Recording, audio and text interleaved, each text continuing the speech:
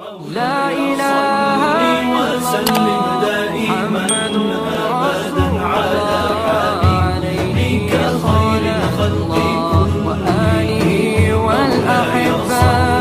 لا إله إلا الله محمد رسول الله عليه صلاة الله وآله والأحبة. Ini adalah sebuah kisah yang sangat mengerikan dan sangat tidak masuk akal. Kisah jamaah haji asal Indonesia yang mendapatkan azab yang mengerikan saat sedang melaksanakan tawaf. Dosa apa yang membuatnya seperti itu? Apakah Allah begitu murka hingga menghukumnya menjadi seperti itu? Ternyata ada rahasia besar di balik semua itu. Semua orang akan menangis ketika mendengar akhir cerita ini. Simak terus kisahnya. Yang belum subscribe, silahkan subscribe terlebih dahulu agar tidak ketinggalan cerita menarik lainnya. Beginilah kisah lengkapnya. Di sebuah desa pesisir yang subur dan makmur, hiduplah seorang pria bernama Baskara, seorang pengusaha tambak ikan yang namanya dikenal hingga ke kota-kota besar. Dari seorang pemuda biasa yang hanya bermimpi mengubah nasib, kini ia menjelma menjadi simbol kesuksesan di desanya. Tambaknya yang luas membentang di sepanjang pantai menjadi sumber kehidupan bagi banyak keluarga yang bekerja padanya. Namun, perjalanan menuju kejayaan ini tidak mudah. Dahulu, wilayah itu hanyalah rawa-rawa yang dipenuhi semak belukar dan dihuni oleh berbagai satwa liar, termasuk ratusan ekor buaya. Penduduk desa bahkan menghindari tempat itu karena dianggap berbahaya dan tidak berguna. Tetapi bagi Baskara yang melihat lebih jauh dari sekadar kesulitan, rawa itu adalah peluang besar. Dengan tekad yang kuat, ia mulai mengubah lahan tersebut. Bermodalkan kerja keras dan sedikit uang tabungan, ia berjuang menghadapi berbagai rintangan. Ia mempelajari teknik budidaya ikan dari nol, belajar dari pengalaman para petambak sukses, dan berani mengambil risiko yang tak banyak orang berani lakukan. Butuh bertahun-tahun sebelum ia akhirnya bisa melihat hasil dari kerja kerasnya. Kini, ribuan ekor ikan berkembang biak di tambaknya, menghasilkan panen yang melimpah dan keuntungan yang luar biasa. Baskara tidak hanya sukses secara materi, tetapi juga dihormati oleh masyarakat. Sikapnya yang tegas dan disiplin membuatnya menjadi sosok yang dikagumi. Ia percaya bahwa keberhasilan tidak datang secara instan, melainkan hasil dari perjuangan panjang dan kerja keras tanpa henti. Banyak pemuda desa yang ingin mengikuti jejaknya, menjadikan Baskara sebagai inspirasi dalam menjalani hidup mereka. Namun, yang membuatnya lebih dihormati bukan hanya kekayaan yang ia miliki, melainkan sifat dermawannya. Baskara tak segan membantu warga yang membutuhkan. Ia sering memberikan bantuan bagi nelayan kecil yang kesulitan, membangun fasilitas umum seperti jalan dan jembatan, bahkan mendirikan masjid agar desa mereka memiliki tempat ibadah yang layak. Bagi Baskara, kesuksesan sejati bukan hanya tentang memiliki banyak harta, tetapi juga bagaimana ia bisa berbagi dan membawa manfaat bagi orang lain. Ia ingin desanya berkembang, ingin masyarakatnya ikut merasakan kemajuan yang ia capai. Namun di balik semua kejayaan ini, ada satu hal yang tidak bisa ia lupakan, masa lalunya yang kelam, yang kini mulai menghantuinya kembali. Di desa pesisir yang makmur, Baskara dikenal bukan hanya sebagai pengusaha tambak ikan yang sukses, tetapi juga sebagai seorang pemimpin yang dihormati dan panutan bagi banyak orang. Sikapnya yang tegas, disiplin, dan pantang menyerah membuatnya dikagumi oleh para pemuda desa. Bagi mereka, Baskara adalah bukti bahwa keberhasilan bisa diraih dengan kerja keras dan ketekunan. Namun, satu hal yang membuatnya lebih istimewa dibandingkan pengusaha lain adalah kedermawanannya. Ia tidak hanya sibuk mengumpulkan harta, tetapi juga memastikan bahwa kekayaannya bisa bermanfaat bagi banyak orang. Sejak awal kesuksesannya, Baskara tidak pernah lupa dari mana ia berasal. Ia tumbuh dalam keluarga sederhana yang terbiasa hidup dengan penuh keterbatasan. Dulu, ia pernah merasakan sulitnya mencari makan, merasakan bagaimana pahitnya hidup dalam kemiskinan. Itu sebabnya ketika rezekinya melimpah, ia bertekad untuk membantu mereka yang membutuhkan. Setiap bulan, ia menyisihkan sebagian keuntungannya untuk membantu warga desa, terutama mereka yang kurang mampu. Ada yang diberinya modal usaha kecil-kecilan, ada yang dibantu membangun rumah, ada pula yang ia berikan beasiswa agar bisa melanjutkan pendidikan. Tidak hanya itu, Baskara juga membangun sebuah masjid di desanya. Ia ingin masyarakat memiliki tempat ibadah yang nyaman, tempat mereka bisa berkumpul dan mendekatkan diri kepada Tuhan. Masjid itu bukan hanya menjadi tempat salat, tetapi juga pusat kegiatan sosial, tempat anak-anak belajar mengaji, dan tempat warga berkumpul dalam kebersamaan. Sebuah kesuksesan tidak ada artinya jika hanya dinikmati sendiri, begitu kata-kata yang sering ia ucapkan. Di balik sosoknya yang kuat dan berwibawa, Baskara adalah seorang suami yang penuh kasih dan seorang ayah yang penyayang. Saras, istrinya, selalu setia mendampinginya sejak awal ia merintis usaha. Saras adalah wanita yang lembut, penyabar, dan selalu memberikan dukungan tanpa syarat. Baskara sering berkata bahwa tanpa Saras, ia mungkin tidak akan menjadi seperti sekarang. Ketika usahanya masih kecil dan penuh tantangan, Saras adalah orang pertama yang selalu menguatkannya, mengingatkannya untuk tidak menyerah. Ketika Baskara menghadapi kegagalan, Saras adalah orang yang meyakinkannya bahwa masih ada harapan. Dari pernikahan mereka, lahirlah dua anak yang menjadi pelengkap kebahagiaan mereka, Rizal dan Rika. Rizal, anak sulung mereka, kini mulai beranjak remaja. Ia tumbuh menjadi sosok yang cerdas dan berjiwa pemimpin seperti ayahnya. Sementara itu, Rika, si bungsu, adalah gadis kecil yang ceria dan selalu membawa kebahagiaan ke dalam rumah mereka. Meski sibuk dengan bisnisnya, Baskara selalu meluangkan waktu untuk keluarganya.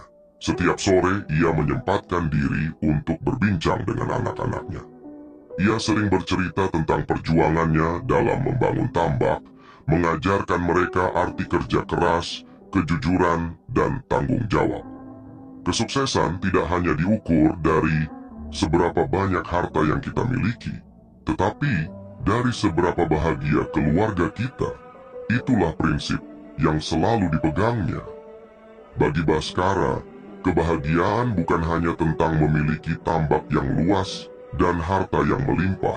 Kebahagiaan sejati adalah ketika ia bisa berbagi dengan sesama, melihat senyum di wajah orang-orang yang terbantu, dan merasakan kehangatan keluarga yang selalu mendukungnya. Di desanya, ia tidak hanya dikenal sebagai pengusaha sukses, tetapi juga sebagai sosok yang murah hati dan penuh kasih sayang. Ia membuktikan bahwa kesuksesan sejati adalah ketika kita bisa memberi manfaat bagi banyak orang dan tetap menjaga keluarga sebagai prioritas utama. Dan di suatu senja, ketika ia duduk di beranda rumahnya sambil menatap anak-anaknya yang bermain, Baskara tersenyum puas. Ia tahu bahwa hidupnya bukan hanya tentang mencari keuntungan, tetapi juga tentang meninggalkan jejak kebaikan yang akan dikenang selamanya. Di tengah kejayaan yang telah diraihnya, Baskara seharusnya merasa puas dan bahagia. Ia telah mencapai segala yang diimpikan oleh banyak orang. Harta berlimpah, keluarga harmonis, dan kehormatan di mata masyarakat. Namun, di balik semua itu ada sesuatu yang terus mengganggu pikirannya. Bayang-bayang masa lalu yang kelam tak pernah benar-benar pergi. Setiap malam ketika dunia terlelap dan desiran angin laut menggoyangkan dedaunan, Baskara sering terjaga. Matanya menatap langit-langit kamar, tetapi pikirannya melayang ke masa silam. Masa ketika tambak ikannya masih berupa rawa liar yang dihuni oleh penghuni aslinya. Ratusan ekor buaya. Bertahun-tahun lalu, sebelum desanya makmur dan sebelum ia menjadi sosok yang dihormati, Baskara hanyalah seorang pemuda yang penuh dengan ambisi. Ia melihat potensi besar dalam rawa luas yang selama ini dianggap tak berguna oleh warga desa. Ia bermimpi mengubahnya menjadi tambak ikan yang akan mengubah hidupnya dan kehidupan banyak orang di sekitarnya. Namun ada satu masalah besar, buaya-buaya penghuni rawa itu menjadi ancaman. Mereka telah lama hidup di sana, berkembang biak dan menjadi bagian dari ekosistem. Namun bagi Bhaskara, mereka adalah rintangan yang harus disingkirkan.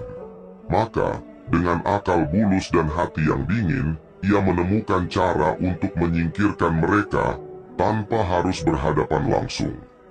Ia menyebarkan ayam yang telah diracuni ke sekitar rawa, mengetahui bahwa buaya-buaya itu akan memangsa apapun yang mereka temukan. Satu persatu, para penghuni rawa itu tumbang.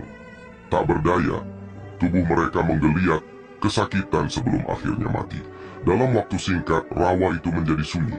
Tak ada lagi mata-mata tajam yang mengintai dari dalam air. Rintangan telah disingkirkan dan tanah itu kini menjadi milik Bhaskara sepenuhnya. Baginya, itu adalah harga yang harus dibayar untuk meraih kesuksesan. Tapi siapa sangka, harga yang sebenarnya belum benar-benar ia bayar. Kini, bertahun-tahun setelah kejadian itu, ketika tambaknya telah berkembang dan kehidupannya tampak sempurna, dosa lama itu kembali menghantui. Awalnya hanya mimpi-mimpi biasa. Ia sering terbangun dengan keringat dingin, melihat bayangan buaya dalam tidurnya.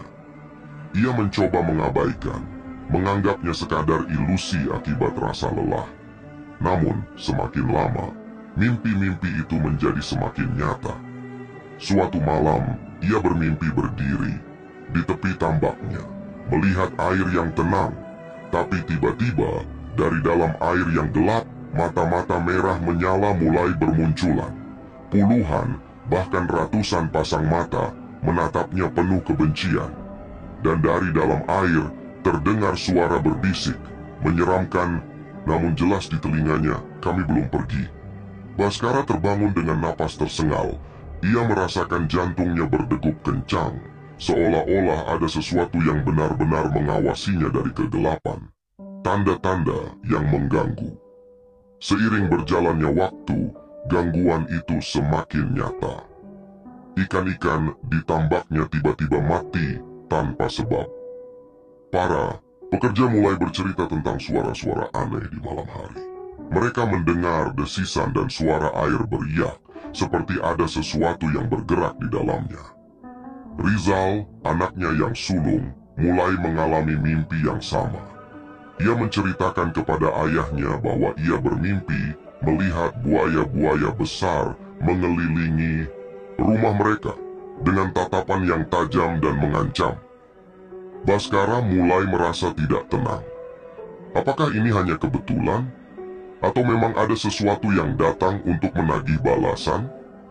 Suatu sore, saat matahari mulai tenggelam, Bhaskara berdiri di pinggir tambaknya, menatap air yang berkilauan. Tiba-tiba, ia merasa ada sesuatu yang mengawasinya.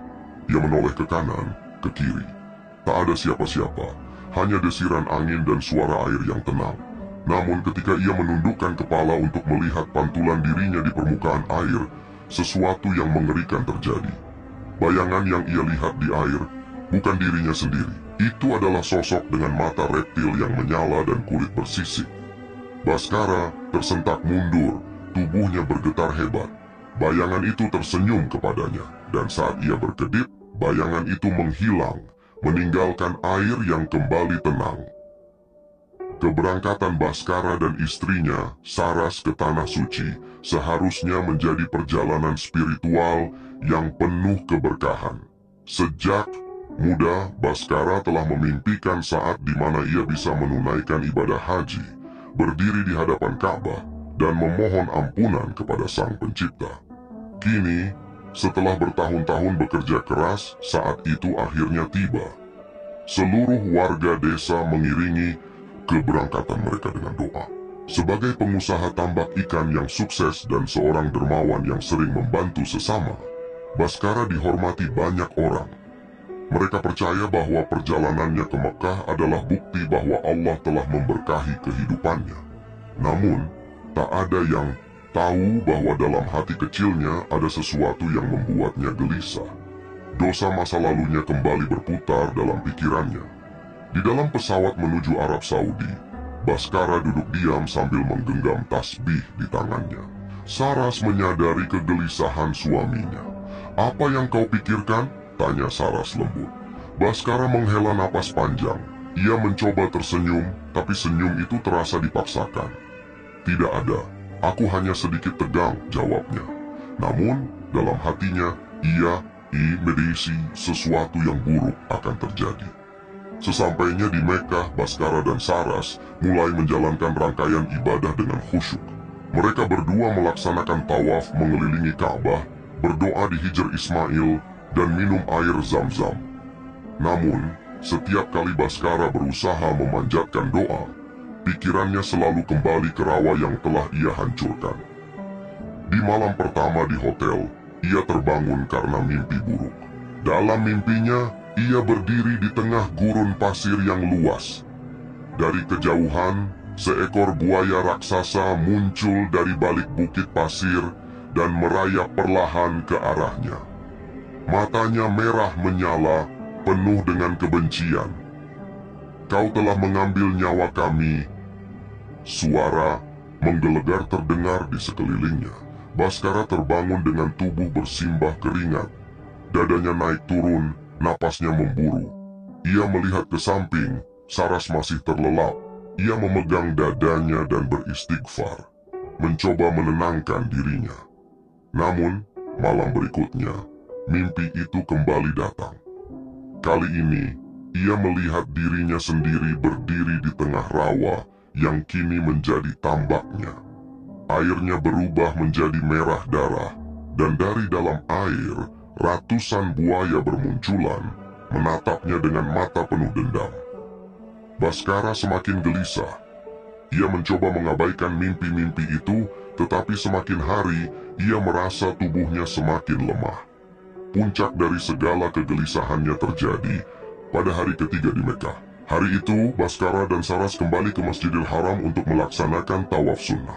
Cuaca begitu cerah, dan ribuan jamaah berbondong-bondong mengelilingi Ka'bah dengan penuh kekhusyukan. Saat Baskara mulai berjalan mengitari Ka'bah, ia tiba-tiba merasa kepalanya berdenyut hebat. Dunia di sekitarnya terasa berputar, pandangannya mulai kabur, dan suara doa dari ribuan orang terdengar semakin jauh, seperti gaung dari dunia lain. Ia berhenti sejenak, mencoba menenangkan dirinya. Tapi ketika ia melihat ke bawah, kakinya mulai berubah. Kulitnya perlahan menjadi keras dan bersisik. Jemarinya menegang, berubah menjadi cakar yang kasar. "Tidak, ini tidak mungkin," bisiknya panik. Sebelum ia bisa bereaksi lebih jauh, tubuhnya tiba-tiba melemah. Ia jatuh tersungkur di lantai Masjidil Haram. Para jamaah di sekitarnya berteriak dan segera menjauh, menciptakan lingkaran kosong di sekelilingnya. Saras yang melihat kejadian itu langsung berlari ke arahnya. Namun yang ia lihat membuatnya menjerit histeris. Tubuh Baskara perlahan berubah menjadi sosok yang mengerikan. Kulitnya menggelap, membentuk sisik tebal seperti reptil. Tangannya mulai memanjang, berubah menyerupai cakar. Wajahnya, moncongnya, menyerupai seekor buaya. Jamaah yang melihat kejadian itu mundur ketakutan. Bisikan-bisikan penuh ketakutan mulai terdengar. "Astagfirullah, ini azab. Na'udzubillah, apa yang terjadi padanya? Dia dikutuk." Petugas keamanan dengan sigap menghampiri, tetapi mereka pun terpaku melihat perubahan yang terjadi. Saras mencoba mendekati suaminya, tapi yang ia lihat bukan lagi wajah manusia. Ia menangis, berusaha menggenggam tangannya, tetapi Baskara menarik diri. Dalam keadaannya yang mengerikan, ia mencoba berbicara, tetapi yang keluar dari mulutnya hanyalah suara serak dan geraman rendah. Namun, dengan sisa tenaga, ia akhirnya berhasil mengucapkan sesuatu. Aku telah melakukan sesuatu yang kejam." Di hadapan semua orang, ia mengaku tentang rawa, tentang buaya-buaya yang ia racuni, tentang keserakahannya yang membutakan hati. Dan saat ia selesai berbicara, air mata menetes dari matanya yang kini menyerupai reptil. Dalam kekacauan itu, seorang ulama yang telah lama tinggal di Mekkah maju ke depan. Dengan suara tenang, ia berkata, Tanah suci adalah tempat di mana keadilan Allah ditegakkan, tetapi Allah juga Maha Pengampun. Jika engkau benar-benar bertaubat, Allah masih akan membuka pintunya untukmu. Saras menggenggam tangan suaminya dengan erat. Dengan air mata yang terus mengalir, ia berbisik, "Baskara, bertobatlah, mohon ampun kepadanya." Saat itu juga, Baskara bersujud di lantai Masjidil Haram. Ia menangis sejadi-jadinya, memohon ampun kepada Allah. Dengan tulus, ia mengakui segala dosanya dan berjanji untuk tidak mengulangi kesalahan yang sama. Keajaiban pun terjadi. Perlahan, sisik-sisik di tubuhnya mulai memudar. Moncongnya kembali menjadi wajah manusia. Cakarnya berubah kembali menjadi tangan. Baskara menangis dalam sujudnya, bersyukur atas kesempatan kedua yang diberikan kepadanya. Kembali sebagai pribadi yang berbeda setelah kejadian itu. Baskara dan Saras menyelesaikan ibadah haji mereka dengan penuh keikhlasan. Saat mereka kembali ke tanah air, Baskara bukan lagi orang yang sama. Ia menyadari bahwa kekayaan dan kesuksesan bukanlah segalanya. Yang lebih penting adalah ketulusan hati dan kejujuran dalam setiap langkah. Kini, ia tidak lagi hanya dikenal sebagai pengusaha sukses, tetapi juga sebagai seorang yang rendah hati dan penuh kebijaksanaan. Karena ia tahu setiap perbuatan akan selalu ada balasannya. Dan bagi Baskara, Allah telah menunjukkan keadilannya, tetapi juga kasih sayangnya. Angin malam berhembus lembut di kota Mekah. Suasana Masjidil Haram kembali tenang setelah peristiwa menggemparkan yang terjadi pada Baskara. Tubuhnya yang semula berubah menyerupai buaya kini telah kembali seperti semula. Namun hatinya tidak lagi sama. Di depan Ka'bah, Baskara bersimpuh dalam isak tangis. Ia tak henti-hentinya memohon ampun kepada Allah atas segala dosa yang telah ia lakukan di masa lalu. Ia sadar bahwa semua yang terjadi bukanlah kebetulan. Itu adalah teguran, sebuah peringatan bahwa kesalahan yang selama ini ia anggap kecil ternyata memiliki konsekuensi besar di mata Tuhan. Di sampingnya, Saras menatap suaminya dengan mata berkaca-kaca. Ia selalu tahu bahwa suaminya adalah pria pekerja keras, seorang pemimpin yang hebat di desanya. Namun, baru kali ini ia melihat suaminya begitu rapuh, begitu pasrah di hadapan Tuhan. "Baskara," bisik Saras, menggenggam tangan suaminya. Baskara menoleh, menatap istrinya dengan mata yang masih sembab. Ia menggenggam tangan Saras lebih erat, seolah mencari kekuatan dalam genggamannya. "Aku takut, Saras. Aku takut jika Allah tidak menerima tobatku," katanya dengan suara parau. Saras tersenyum lembut, meski air mata masih mengalir di pipinya. "Allah Maha Pengampun, Baskara. Jika kau benar-benar bertobat, Dia pasti akan menerima. Ini adalah kesempatan kedua yang diberikan kepadamu." Malam itu, di antara ribuan jamaah yang sedang beribadah, Baskara kembali bersujud. Ia menyerahkan seluruh kesombongan, ambisi, dan ketamakannya. Ia menyadari bahwa hidup bukan hanya tentang keberhasilan duniawi, tetapi juga tentang keseimbangan, tentang bagaimana manusia harus hidup berdampingan dengan alam dan sesama. Setelah menyelesaikan ibadah haji, Baskara dan Saras kembali ke tanah air. Setibanya di desa, sambutan meriah dari warga telah menanti mereka. Banyak orang ingin mendengar kisah perjalanan spiritual mereka, namun Baskara memilih untuk tetap diam. Ia tidak ingin membanggakan perjalanan hajinya sebagai sebuah pencapaian, karena bagi dirinya, ini bukan sekadar perjalanan suci, ini adalah titik balik hidupnya. Hari-hari berikutnya, Baskara lebih banyak merenung. Ia sering duduk di tepi tambaknya, menatap air yang dulunya ia anggap sebagai sumber kekayaan, tetapi kini ia lihat sebagai sebuah ekosistem yang harus dijaga dan dihormati. Saras yang melihat perubahan suaminya merasa bahagia, meski sedikit terkejut. Suaminya kini lebih pendiam, lebih sering tersenyum, dan lebih banyak berbicara tentang kebijaksanaan daripada tentang bisnis.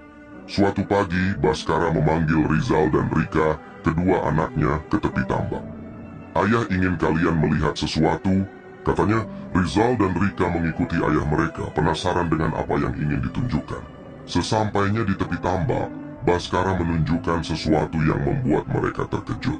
Sebuah area baru yang dipenuhi tanaman hijau dan kolam kecil yang tidak digunakan untuk budidaya ikan. Ayah memutuskan untuk tidak menggunakan seluruh tambak. Ini untuk bisnis lagi. Kita harus berbagi dengan alam. Ayah ingin rawa ini tetap menjadi rumah bagi makhluk lain yang membutuhkannya, jelasnya. Rizal mengangguk paham, sementara Rika tersenyum senang. Jadi, kita tidak hanya akan memelihara ikan, tapi juga menjaga lingkungan? Tanyanya polos. Baskara mengangguk. Betul, nak. Kita harus belajar dari kesalahan ayah di masa lalu. Kekayaan sejati bukanlah tentang memiliki segalanya, tetapi tentang bagaimana kita bisa berbagi dan menjaga keseimbangan. Sejak saat itu, Baskara menjadi sosok yang lebih dihormati di desanya.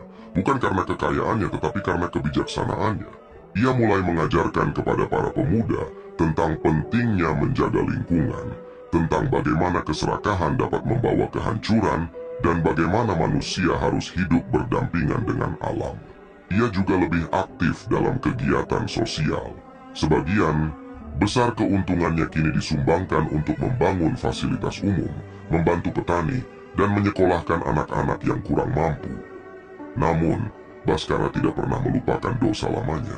Setiap hari ia berdoa agar Allah benar-benar mengampuninya, dan ia berjanji untuk menebus kesalahan itu dengan terus berbuat baik. Suatu hari, seorang pemuda desa bertanya kepadanya, "Pak Baskara, mengapa Bapak berubah begitu drastis?" Baskara tersenyum, menatap langit, lalu menjawab dengan suara tenang, "Karena aku telah melihat apa yang terjadi jika kita hanya mengejar dunia dan melupakan keseimbangan. Aku telah diberi kesempatan kedua oleh Tuhan, dan aku tidak ingin menyia-nyiakannya." Baskara menghabiskan sisa hidupnya dengan penuh ketenangan.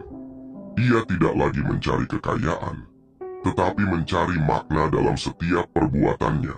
Ia menemukan kebahagiaan bukan dalam jumlah ikan yang ia panen, tetapi dalam melihat desanya berkembang dengan cara yang lebih baik dan berkelanjutan. Dan ketika akhirnya ia menutup mata untuk selamanya, ia pergi dengan damai, karena ia tahu ia telah menggunakan kesempatan keduanya dengan sebaik-baiknya. Kesuksesan yang diraih dengan cara yang salah tidak akan membawa ketenangan. Setiap perbuatan memiliki konsekuensinya, tetapi Allah selalu memberikan kesempatan bagi mereka yang benar-benar ingin berubah.